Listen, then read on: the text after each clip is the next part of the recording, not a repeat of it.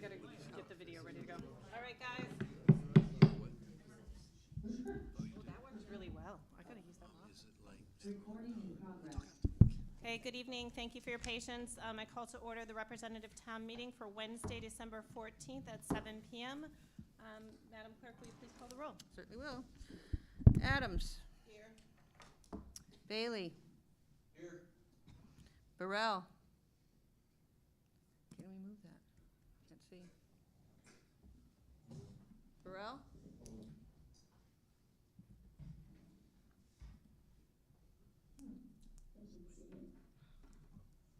Okay, I'll go on. Bright? Here. Casper? Here. Surf is not here. Chase? Here. Kopp is not here. Crockett Hubbard's not here. Dean Shinrot? I know you're online. I saw you earlier. Might have left. Oh, okay. Well, we'll come back to her. Eben? Here. Frickman? Here. Fritchie? Here. Gardner? Here. Gothier? Here. Gibbs? Here. Formerly Gwen Piero. Okay. Gustafson is absent. Hainline? I think she was going to be absent also. Hanscom? Here. Ivy? Here. Jacome? Here. Massett? Here. Merritt? Here. Norman? Here. Aubry? Here. Perry? Powers K? Here. Powers S? Here. Pacino? Here. Ray? Scott? Here. Cimarero? Thomas? Here. V.C. Williams? Watson? Here. Weaver? Wells? Wells? Well, yes, here. Oh, I heard you have Watson. Whitney? Here. And Rusk, Here. 27. Did I miss anyone? Just count 27. Hmm? What was the count? 27? 27. No quorum? That's a quorum. That's a quorum? Okay. Sure. Thought it was 33. 20 is all we need. So. Could we all please stand for a moment of That's silence? that. So is, Oh, so she just have to have 27. Lots of people to play for.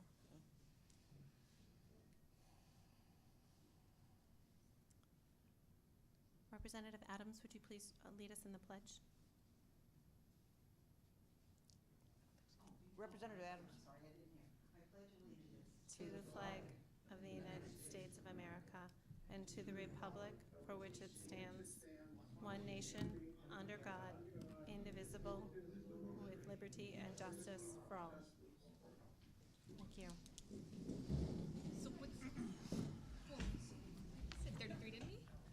But then she said 28, then we have 27. Our first order of business is to approve the minutes from our November 9th, 2022 meeting. Is there a motion? So Representative Adams, seconded by Representative Chase. Any corrections to the minutes? Okay, then that passes. Thank you.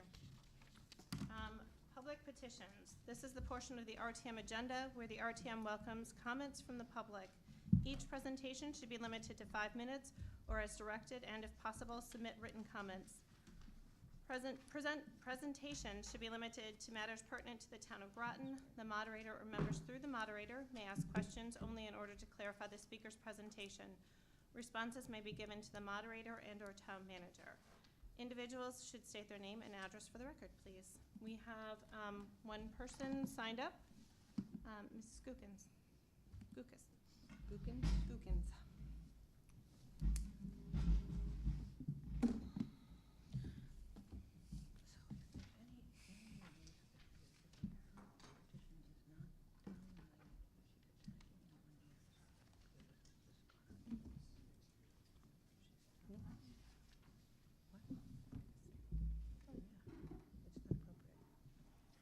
Good evening. It's not town. I'm Margie Gookins, 26 Not town Daniel business. Brown Drive, Mystic, Connecticut. Commissioner on CDAC Committee and mother to Councilor Franco. Tonight I'm here as a citizen, taxpayer, and voter of the town of Groton. Tonight I'm here on a very serious matter I'm asking for a public censure of Representative Genevieve Cerf for the following reasons. On 5/3, after I spoke to the town council meeting, she proceeded to tell me how wrong I was. She just didn't have a different opinion in mine. She assured me that she was absolutely correct. 5/11, I came here to let you know her behavior was, in my opinion, unacceptable as an elected official.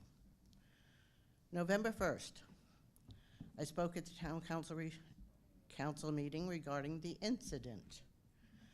I also asked that Councilor Bordelon and Baumgartner resign from the council for their behavior. November 1st, Representative Cerf spoke also at the town council. She was livid that I had asked her, quote, "good friends, Andre and Portia, resign," unquote. She continued on shaming the victim and giving less than truthful information. When she finally finished ranting, she came to me where I sat, telling me, "It's not personal, it's just politics." Lies and attacking a victim is no way for any elected official to behave.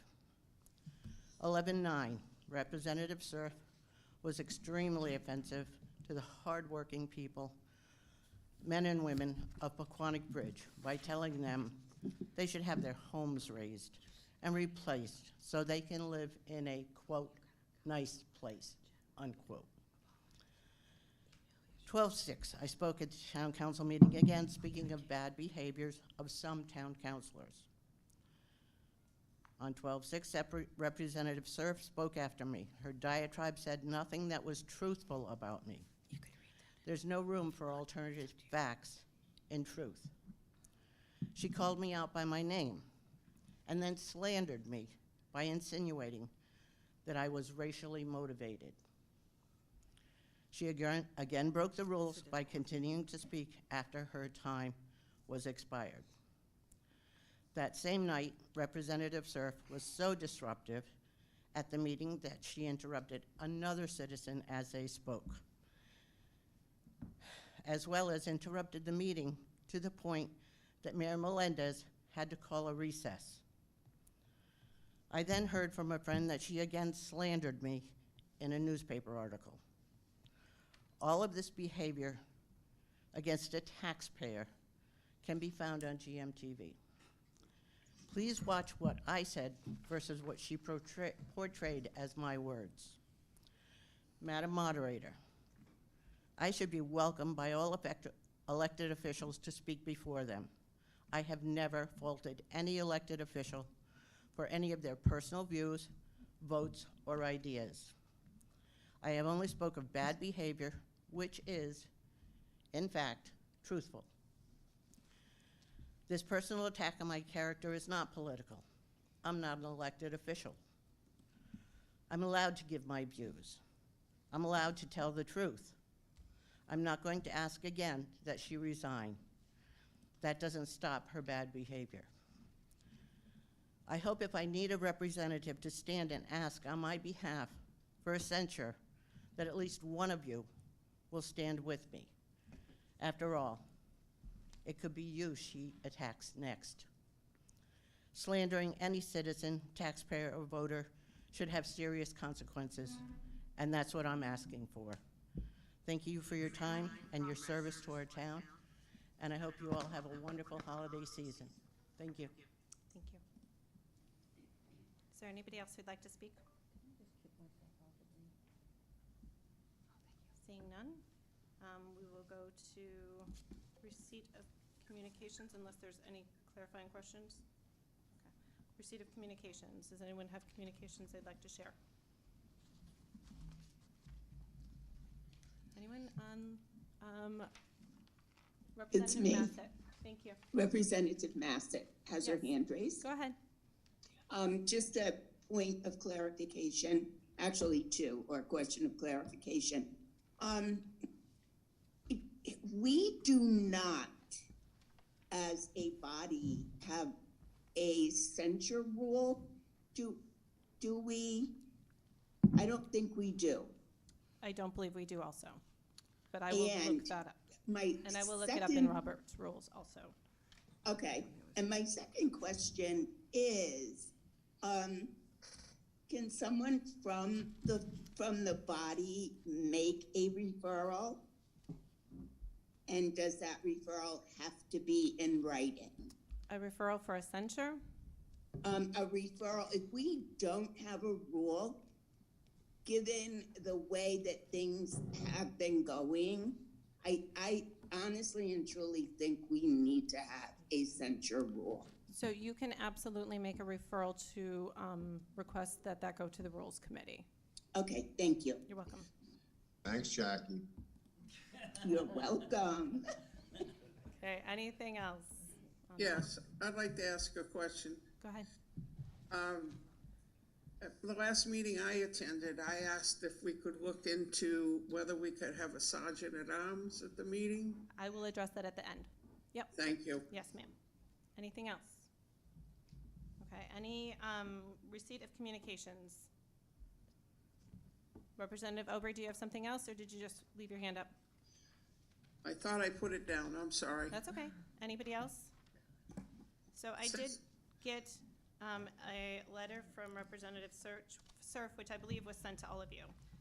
It reads as follows. Dear RTM, oh, and she is out today. I'm sorry, she's out sick. I forgot to mention that, as well as Representative Hainline couldn't make it, Representative Kopp, Representative Perry, Representative Gustafson, and Representative Lynn Crockett-Hubbard. So this email reads, Dear RTM colleagues, I'm writing this email at our moderator Jill Rusk's suggestion for being the most direct way to apologize for the remark I made at our last RTM meeting about redeveloping the Quantic Bridge neighborhood.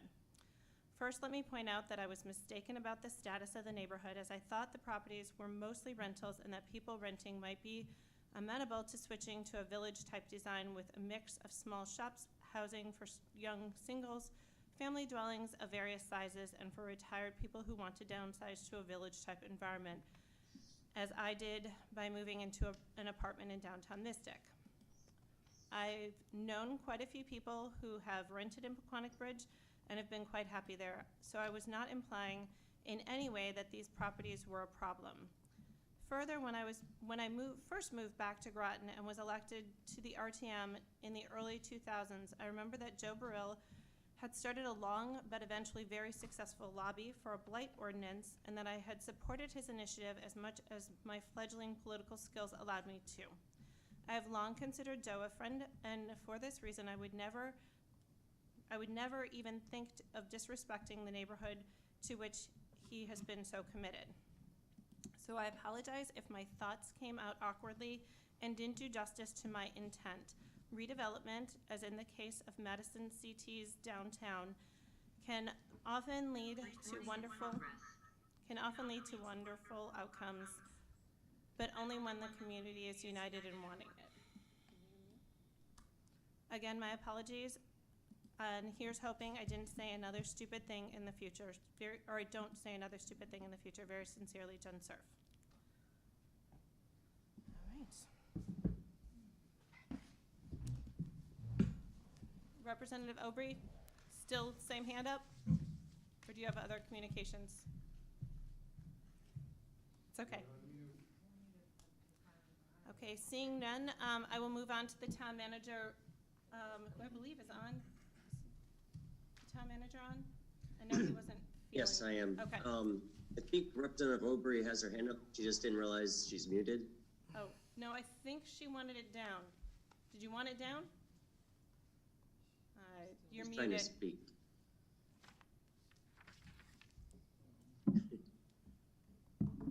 No. You're muted, Representative Obrey. Her hand never went down. Thank you, John. Here it says lower hand, and I'm doing that, Yep. and, And you're good. You got it now. okay. Sorry Thank about you that. all. Yeah. Okay, so Town Manager Byrd. Evening, everyone. If I start coughing, forgive me. Second time having bronchitis this year. My wife's watching. Thank you very much for giving it to me. Excuse me.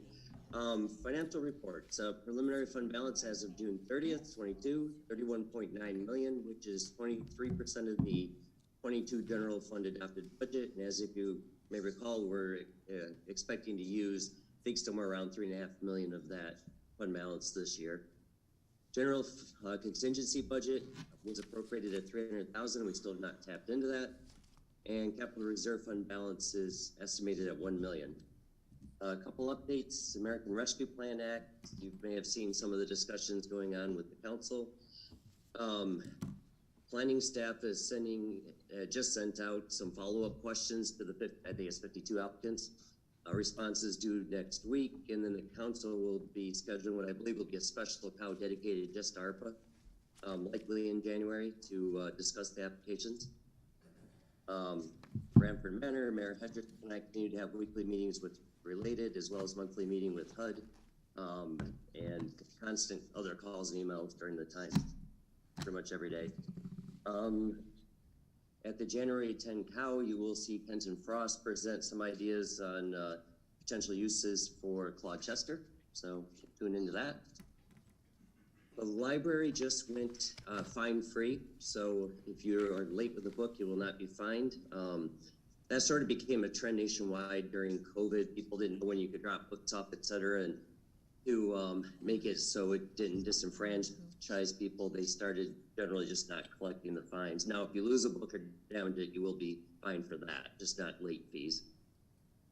North Stonington Road Bridge, the town's legislators were on the agenda last night for the council. One of the things that came up from the town council was North Stonington Road Bridge, again, wanting to look at getting that fully funded. Public Works is working with our consultant to update the costs, and I already have Danielle Cheeseborough, the first select woman from Stonington, scheduled to come to the January 10th meeting, so I've reached out to her to see if we could also talk about the bridge. So I would expect that to be on the January 10th agenda. Parks and Recreation and Public Works are working with an architect on design changes for the former Fitch Middle, trying to wrap that up hopefully in the next 2 months, I think. Let's see.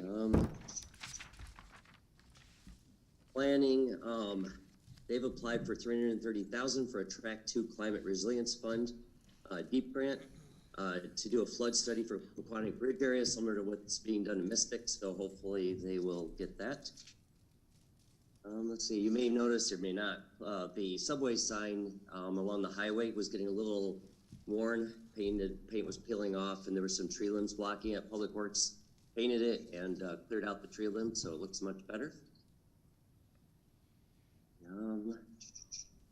Resilience, Megan Granado, our sustainability manager, she's applied for $200,000 Deep Climate Resilience Fund grant for a climate action plan. Solar panels, kind of excited about this. Excuse me, my hearing's like, I'm totally clogged, I can barely hear. An RFP was issued this week to install, operate, and maintain solar panels at the Town Hall Annex and Police Department complex. The panels would be carport or canopy style units installed in the parking areas. There's also an alternate to the bid to install battery storage for the police station. Proposals due back on January 18th, and if it did work out, it would go through the Council, Planning and Zoning Commission, and RTM as part of the process. And the Wolfbrook property, the Wachtrough's property, that's we've got the funds in, sign off from the state. Just now everybody's signing the final paperwork, should be done in the next few days. So that's finally wrapped up, or about to wrap up. And that's what I have. Thank you, Town Manager. Any questions? Representative Gardner.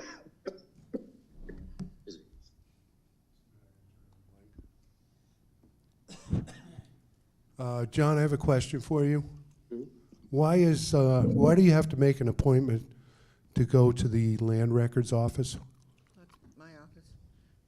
Actually, the town clerk, since it falls under her purview, would be the better one to answer that. Am I allowed to ask that here? Sure, of course. No, I heard the question. I'll explain that to you.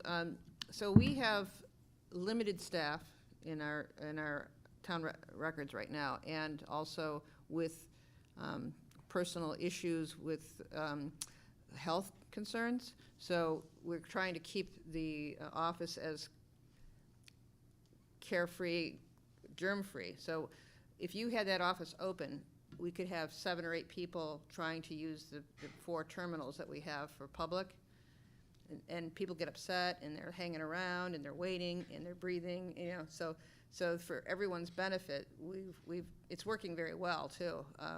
You know, we haven't had any problem with anyone, you know, not being able to come in.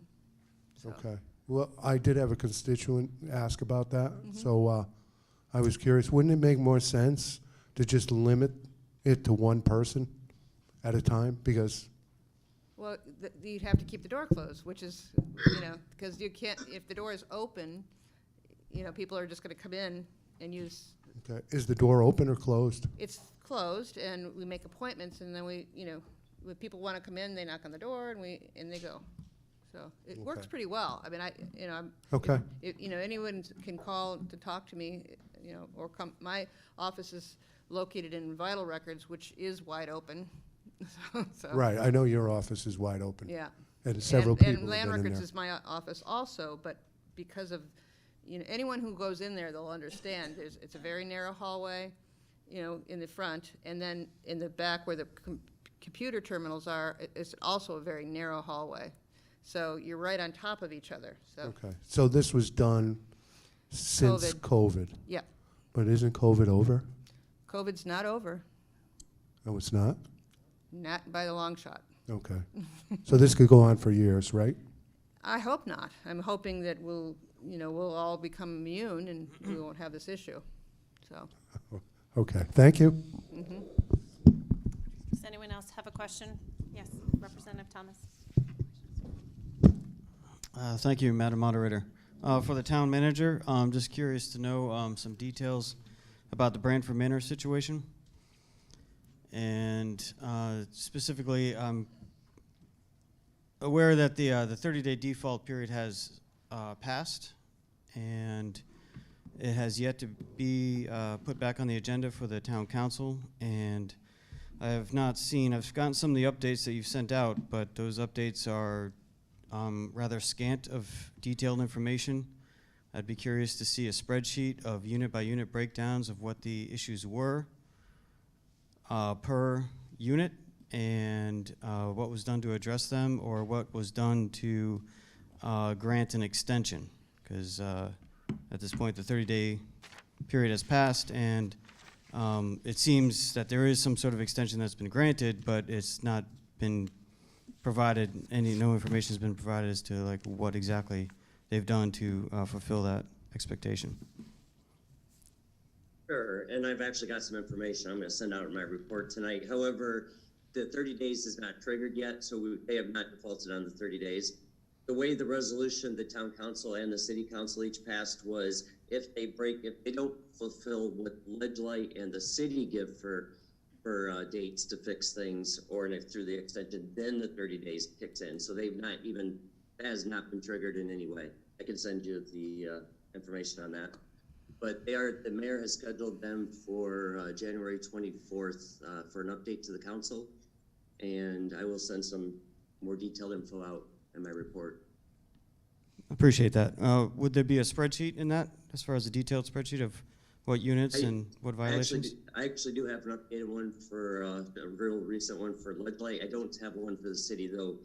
The issues through there aren't as numerous, or as at least as the mold stuff is involved there. But I can ask Mayor Hedrick if there's anything he can provide. Excellent. Thank you. Any other questions? Representative Massett.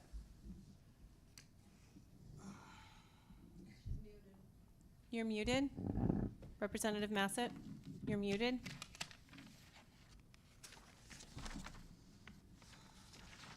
Thank you. For the town manager, Branford Manor is partially subsidized by HUD. No. Now, does HUD have a separate, time frame for things being fixed in their facilities, or does the 30-day time frame that the town and the city have take precedence over HUD? Now, HUD, the way they work, like I said, we do monthly meetings with them as well as Senator Blumenthal's office. The way they work is if they were to put them into default, they have a 30-day cure period. Okay. But they will not do that likely unless one of us terminates an agreement. That is what they've told us. But they meet weekly, I believe, with Related, and they need to see sufficient progress, though. So let's say, though, they were just not getting anywhere, that might change everything, and they might speed things up to put them in default. But as of right now, that's the latest. Okay, They have not thank you. defaulted them. Thank you. Anyone else? Okay. Seeing none, we will move on to Representative Sean Powers and the Finance Committee meeting minutes.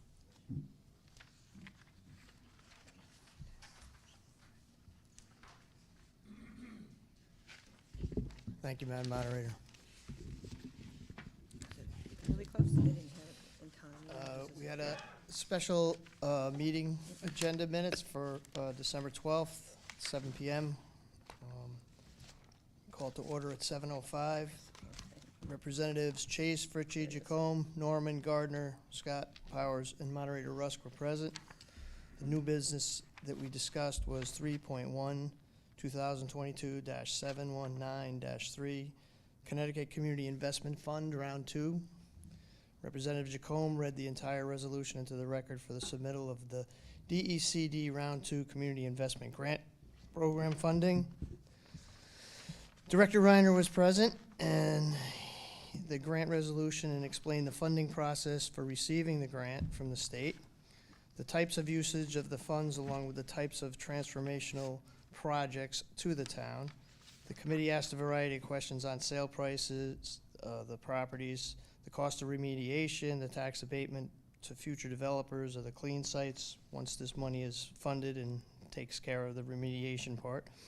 If there would be any tax abatements to future developers of the clean site from the remediation, if there were any town matching funds, if any of the, any future grants, we talked about that. The minimum grant amount was discussed.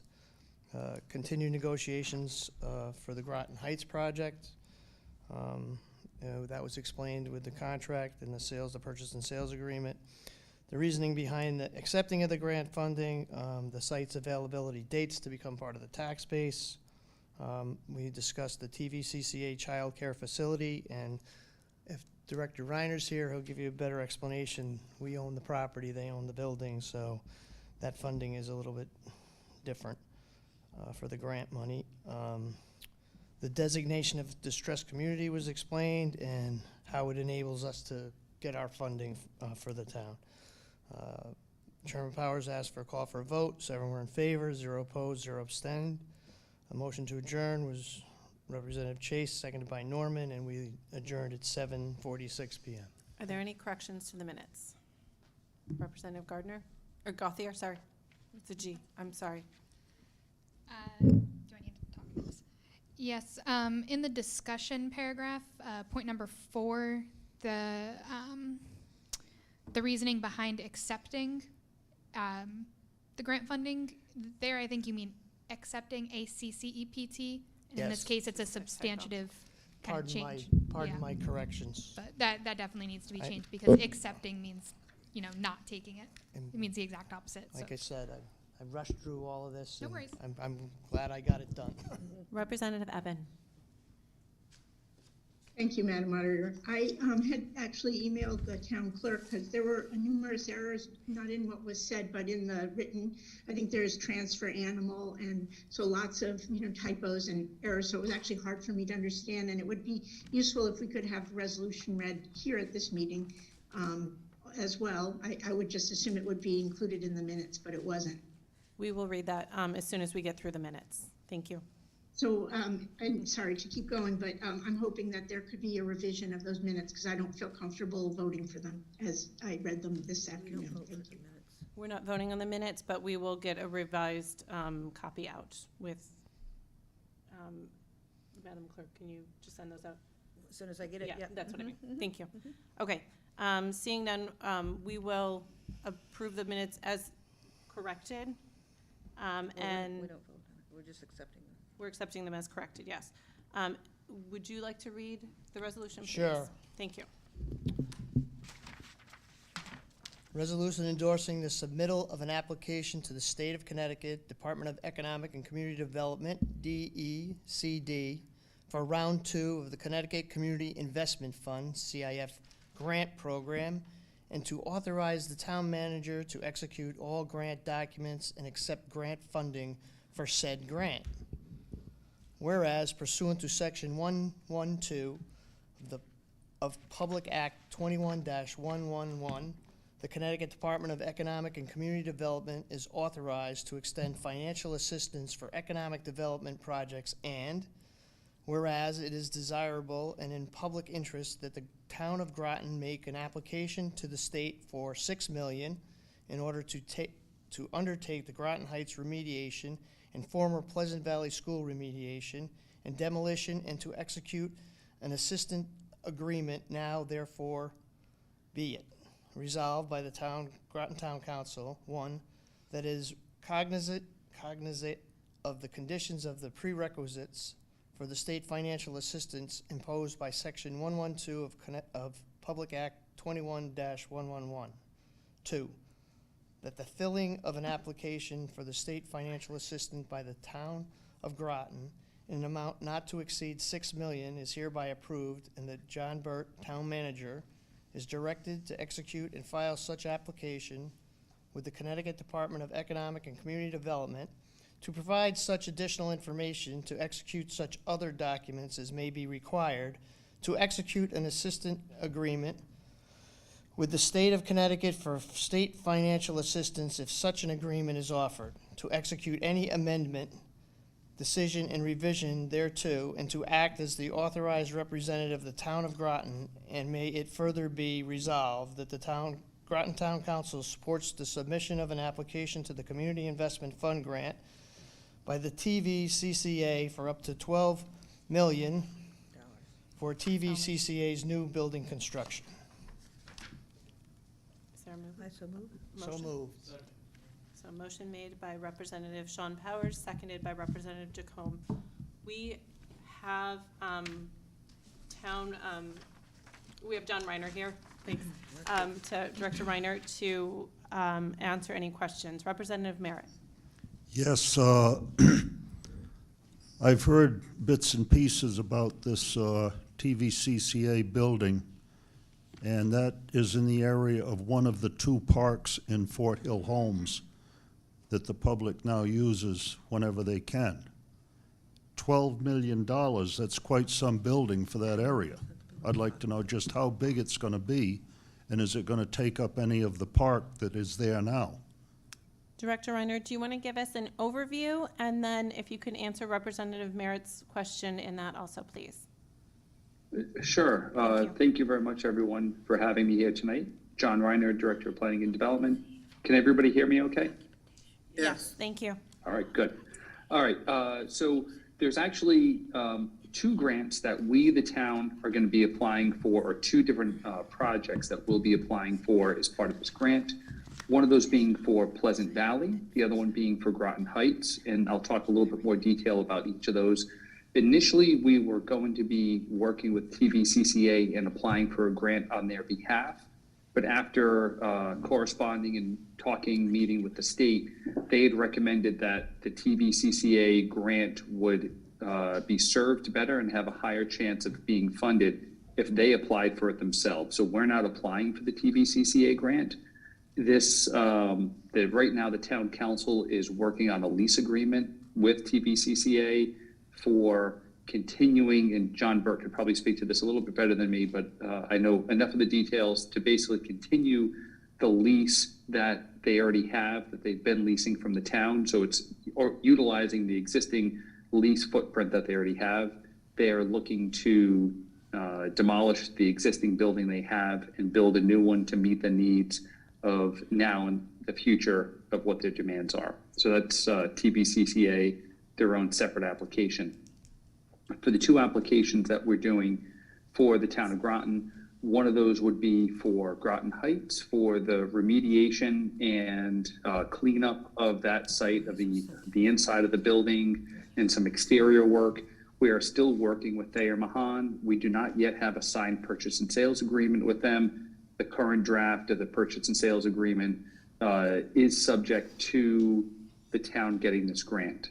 Initially, when we were moving forward with Thayer Mahan, they had thought the cleanup and remediation costs of the building were going to be much less, but many years of mold, lack of heating in the building, and deterioration sent the remediation and repair costs on to the inside of the building up to a very high number.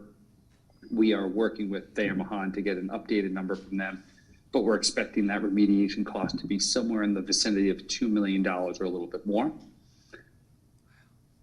For Pleasant Valley School, we worked with the council and talked about some options there. And really, if the town wants to move forward with the redevelopment of that site, which would require the demolition of the school and some other buildings on the property, and any remediation and environmental cleanup that's there, we're expecting that number to come in somewhere in the over $3 million range. So we're giving ourselves a little bit of buffer. We're still finalizing some costs on the cleanup of the Pleasant Valley School.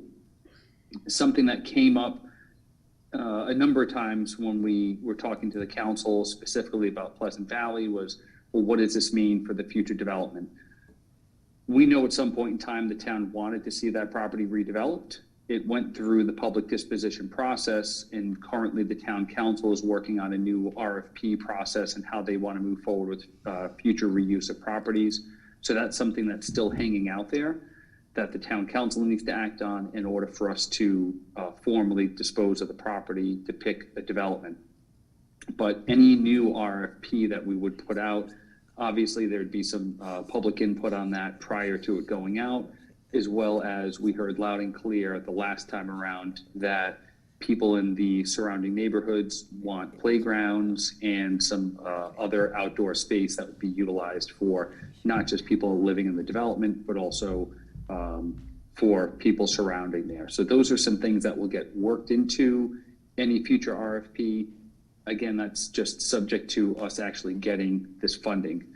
I should also talk briefly about the Community Investment Fund.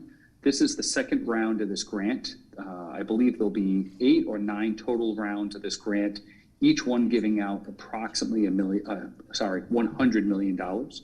The state is looking for truly transformational projects. So not just, hey, let's build some new ball fields, let's do some basic renovations or improvements to something that we need, but something that's going to really transform an area and also drive economic and community development. So these are the first projects that we're putting forward. We do plan on submitting numerous additional grant requests in the future, and I'm sure we'll be talking to the RTM and council about those as the next few years go on. There were a few questions that had come up at the RTM Finance Committee meeting.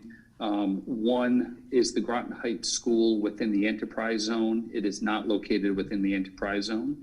At this point in time, there have been no requests from Groton Heights looking for any type of tax abatement on the property. One thing that was discussed in the initial talks and is even mentioned or called out in the purchase and sales agreement draft for Groton Heights would be the utilization of the Economic Development Assistance Fund. That may or may not be necessary if we get this grant, but that's something that is still out there. Nothing has been approved. That would have to be run through the council and approved by the council. And lastly, our current estimates after the first phase of construction, Groton Heights would pay somewhere around $50,000 a year in taxes just with the existing school if they renovated that and had their facility in there. Happy to answer any more specific questions. But, you know, this is really us taking an opportunity to get some grant funding for the remediation and cleanup of 2 properties, which today are both eyesores, and getting them ready for redevelopment. Thank you. Thank you. Representative Gauthier? Thank you. So the first point, just more of a kind of Robert's rules situation. If our motion included language about TVCCA and the $12 million, I am going to put forward a friendly amendment to the motion to remove the language regarding TVCCA and the 12 million. Is there a reason, John, is there a reason either Director Reiner or John Bird, is there a reason why that is still in there? It probably shouldn't have come to the RTM. It was solely to show support of TVCA by the town council, but it's not necessary in any way. Okay, and so does its inclusion, I mean, that's directing planning to put that in, right? It's supporting it. It's supporting it? It's supporting it. That the town of Groton Council supports the submission of an application to the Community Investment Fund grant by the TVCCA for up to $12 million for TVCCA's new building. Okay, so it doesn't need to be amended. Okay, clear that point then. Moving on to questions about the Pleasant Valley application. So I watched all the meetings kind of regarding this, and one of the things you had mentioned, Mr. Reiner, was that 20% somehow wrapped up in this application, 20% of that's going to be automatically cordoned off for affordable housing. Is that written into your application to this grant? How is that included into the application so far? Is that part of the requirement? So the state does require for future affordable housing developments, we haven't fully committed to a 20% number. The council did ask, I think there were some concerns on both sides. We've been hearing a lot of discussion about the need for affordable housing and what that number is. The state does have some requirements for affordable housing, for housing that's associated with this grant. So every application under this grant has to include some kind of affordable housing, or No, just the not kind you're going every after for Pleasant application. Valley? No, not every application. Applications for housing, it's something that the state is encouraging, is there. And if we do not include affordable housing, we would have to seek a waiver for not having any affordable housing associated with a development project for this. So kind of to echo some of Councilor Franco's comments on it, doesn't that predetermine what's on the RFP for this property before going to the community? And if you don't think it does, then why not? I do think that when we put this property out to bid, what we saw was all proposals for multifamily housing. The zoning on the property is multifamily housing. So unless we change the zoning on the property, the future development of this property will include some level of multifamily housing. And I think we've all heard about the need for affordable housing. The town just put forth an affordable housing plan, which was required by the state. And one of the recommendations is that DECD has an affordable housing policy that for this grant, that if a project involves residential units, they are looking for at least 10% of those units to fall within certain affordability criteria, or depending on income, or 20% of units if it's another certain percentage of income. So they're looking for affordable housing. We know there's a need for affordable housing. So there would be a little bit of a predetermined, if we want to go after, this multi-million dollars to demolish the building, that we're acknowledging also that we need affordable housing, and some could go on this property, or some will go on this property. And the solicitation that you're basing that response to is one that didn't have any community input on it when it first went out? Sorry, the solicitation. So the solicitation that you said you got only, multifamily responses for, that didn't have any community input in it when it first went out, right? So, I and would you not agree with that. you specifically solicited for multifamily housing? No, we did not specifically solicit for multifamily housing. We indicated what the zoning was on the RFP. Okay, and then my other question is, you had said, I think it was in the finance committee meeting, that part of the RFP could include the option for developers to create a playground or park for community use on their own dime. In your opinion, what actually is the likelihood of that, given that developers are going to try to maximize their ROI, and you're already restricting up to 20% of the affordable of the space to affordable housing? What is the actual likelihood of that? If that's what the town wants, that's what the town will get. All the town has to do is write that into the RFP, and if somebody doesn't include it, then they're not going to be deemed to do this. And so the only reason we are putting the affordable housing restriction on this is competitiveness of the grant? Could we maybe put in the grant without that restriction on it? We could ask for a waiver. I think the likelihood of this being funded would be pretty low. And again, I, as your Director of Planning and Development, looking at our housing needs and listening to what's happening at meetings, we need more affordable housing in Groton. That's a great need. And unless we demand that developers do it, it's going to be something that's going to be difficult to get. Okay, and just a question about the actual grant kind of program. Is there a plan to include Mary Morrison in any of that in the future? That's the third elementary school in District 4 that, you know, Just is to closed. mention, Mary Morrison is not under town control. It's retained by the Board of Ed for future uses. So there's no plans from Board of Ed to turn it over to the town. Okay. I think that's it. Thank you. Thank you. Thanks. Representative Bailey? Thank you very much, Madam Moderator. I just have one question. Is there going to be or will be any financial obligation for the town to receive these grants? There's no financial obligation other than our staff time administering the grants. So no matching funds. No Thank you very matching much. funds are required. Yeah, you're welcome. Thank you. Representative Eben? Thank you, Madam Moderator. I had two questions. You know, I'm just curious if there's going to be retained any public access to the properties, both those properties? That's for Groton Heights.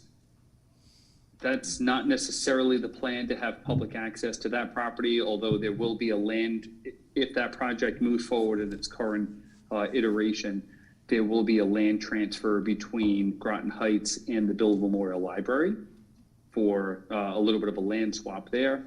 For Pleasant Valley, it all depends on how the town council drafts up the RFP. Okay, and I was just wondering if there could be a reservation for, you know, recreational opportunities for youth, say basketball or some type of playground, because I know that that's lacking in some of these areas, and that these are kind of de facto recreational areas that are used now. Yeah. I think for Pleasant Valley, the best way would be for the town to identify what it is we're looking for at a minimum. And this is going to be a highly competitive piece of property, Pleasant Valley. When the town ever puts it back out to bid, we get requests all the time for what's happening with it from developers. So there's a great need for that property. So with that high level of competition, we can ask for a number of things and make the developers pay for it, make them do the improvements, and give that land back to the town, or not purchase, or, you know, that portion, we can carve some of that land out. But again, it all depends on how the council wants to draft that RFP. And I have a second question. I'm just curious what the nature of the hazards to be remediated in those schools are. Let's see, PCBs, lead, mold. There's some environmental reports that have been done on both of those properties. Some phase 1 and I believe some phase 2 environmental assessments. I believe, if memory serves correct, those are all on the town's webpage. So no asbestos then? Oh, no, and asbestos, yep. There's a number of things in each of them. There's a lot to clean up. Okay. Thank you. Thank you. Just You're for welcome. clarification, can you let us know where we can find that on the town webpage, please? Sure, it should be under the planning department. I think there's an excess properties page that has a number of links and documents to all of the properties that we're discussing for public disposal. Thank you. Representative Merritt. Yes, I still want to get back to Central Avenue and TVCCA. To me, that $12 million is an awful lot for a building in that area. And it almost seems like that's going to physically take away some of the park property. Is it or is it not? Have they filed building plans with the town yet? We don't have building plans. We do not have architectural or planning site plans yet. It's something that they're working on. They will need to take any improvements to the site, be through the Planning and Zoning Commission, any other boards or commissions. And I think John just jumped back on camera. He can talk to the lease because whatever land area they're leasing, that's what they're leasing. Right. And we're still negotiating the lease, and part of that will be a required public hearing, so it's going to take some time. But we're still reviewing language. It's going to be a little while. However, what I will do is they gave a presentation to the town council recently. I'll send out that presentation to everyone, as well as a link to that meeting and the time of that meeting, so you can see them actually present it. And as I said, there will be time. There's going to be a public hearing on this, and there'll be some. It's not going to be happening anytime immediately. I have noted in the past there's been a couple of projects in town where the monies were requested and approved without any bids submitted, any plans for the usage of the money, and it just comes to a blank end. There's no answer. This is a lot of money for that area. It's more than the remediation of 2 schools in our town. Am I correct? And this, correct, for the remediation, not for the complete reconstruction. For Pleasant Valley, we'd be looking to remediate and demolish the building. TVCCA is looking to demolish their buildings and build new structures. But that's twice as much as the 2 schools together. What are they planning on? As I mentioned, we're probably getting beyond the point of going afoul of FOIA without having a vote added to the agenda. I will send the information, and I could actually hook you up with Deb Monahan at TVCCA to answer questions. But I will tell you, what they have planned would add a lot of programming space to Groton and help a lot of people out. But I'll get you everything I have, Representative Mayor. Okay. And the whole RTM. I'll send it to everybody. Thank you. Representative Aubry. I just wanted to ask a question on the fact that I have the greatest respect for TVCCA and what it does and the good that it does. But was there ever a conversation about maybe using money to restore part of the empty school across the street and refurbish that rather than building a new building? I mean, it would save money, save time, and maybe use some of that school that everybody's trying to make plans for around it. It seemed to me like a no-brainer, but I could be the no-brainer.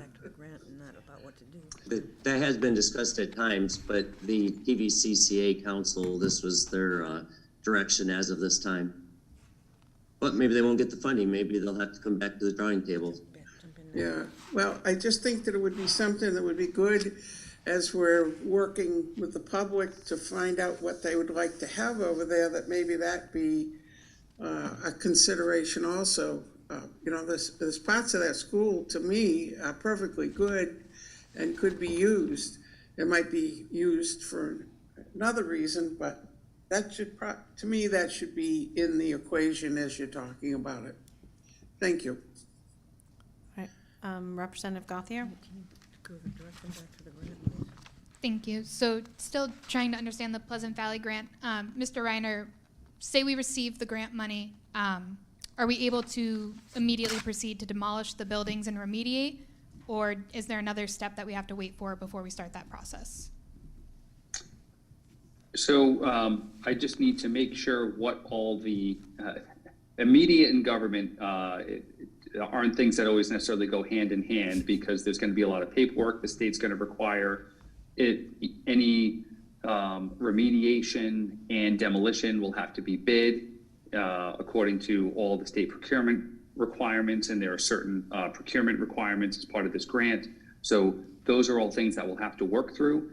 Again, the state, they've only issued one round of this funding so far. So we want to look at the time frame that we have to spend the money and how the council wants to move forward, if they want to move forward with remediation and demolition, or if they want to include as part of the RFP process that, quote unquote, we have $3.5 million, whatever the number is, that can be utilized for it and wait.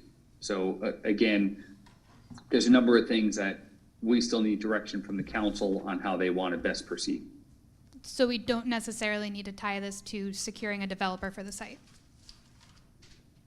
The demolition of the buildings, I'm sorry. In the short term, no, but if we demolished and remediated the site and then turned it all into playgrounds, when we said instead that we were making the site ready for multifamily housing development, we'd have to pay the money back, and we'd have a big black eye on our face in the eyes of the state for any future grants. Okay, thank you. Okay. You're welcome. Any further questions? Seeing none, I will call the vote. All in favor of accepting the resolution and approving the application of this grant, please say aye. Aye. Aye. Aye. Okay, online, if you can raise your hand either physically or, A little yellow. okay, I can't see Jackie. Oh, she's got a yellow hand. okay. And everyone, okay, if you can put your hands down, please. Anyone opposed? Representative Gauthier? Any abstentions? So that- Abstention. So that passes We have 28. 28. So 26 to 1 to 1. Okay, thank you. Thank you, Director Reiner. Thank you very much, everyone. Have a great night. Thank you. True, John. We are moving on to liaison reports. Representative Jacome. Thank you, Madam Moderator. The Town Council met for their regular monthly meeting on December 6th at 6:30. There were several citizens' petitions and comments concerning an incident between Ledge Light and an elected official, Branford Manor, support for applicants on the EBCs, the town development policy, and a Pfizer court case. Some of the things discussed was the ARPA parameters and the next step forward, which both Johns mentioned, which asking more questions to the applicant and dedicating a cow to it. The council also passed the community investment funds, which we passed here. They also approved and rejected various appointments and reappointments, and they also approved their regular meeting for Cal and the regular, and their personnel and appointments. And their next meeting is January 3rd at 6:30. Thank you. Thank you. Representative Aubrey, do you have a report? No, I'm sorry, no meeting, no report. Thank you. Representative Eben? No meeting, no report. Thank you. And our other liaisons have already expressed that they had no meetings and no report. We are moving on to budget discussions. Is there anything? No. And other business. Does anyone have other business tonight? Representative Thomas.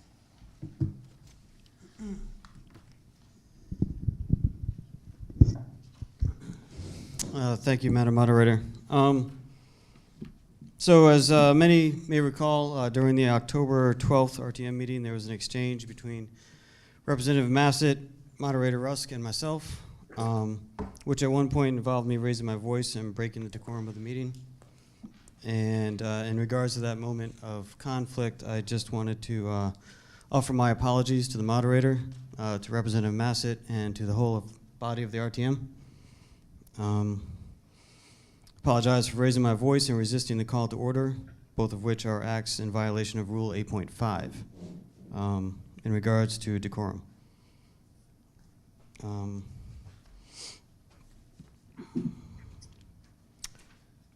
So, there is no excuse for the action. However, there is an explanation as far as what I was trying to articulate was a desire to speak under Rule 8.7, which states, if any member in speaking or otherwise transgresses the rules and orders of the RTM, the moderator shall call them to order. The member will be allowed to justify their act or discussion, then, if accepted by the moderator, they will continue. If not, they will be seated. So what I was trying to ask for was just the opportunity to speak to justify my act or discussion that was subject to a point of order. Understand that, you know, there's no call for me to raise my voice. It was a moment of a minor act of civil disobedience and ill-considered. So I apologize again to the moderator, Representative Massett, and the body as a whole. Thank you. Is there anything else under other business? All right, Representative Massett. I would like to accept Representative Thomas's apology. Okay, anything else? Okay, I also accept your apology. We all have times. My two things, I've been asked to look at a sergeant at arms and a censure rule, so I'm going to send that to the Rules Committee, Representative Watson, and let the Rules Committee decide how that one will go You're forward. welcome. And we will look at that in the future. Anything else? Seeing nothing else, I will take a motion to adjourn. Okay. First and a second. Adams and Gardner. We are adjourned. Thank you. Thank you. Merry Christmas. Merry Christmas, everyone. Happy holidays. Happy holidays, folks. See you next year. Holidays, everybody. See you next year. See you 23. Show my friends what? Recording stopped.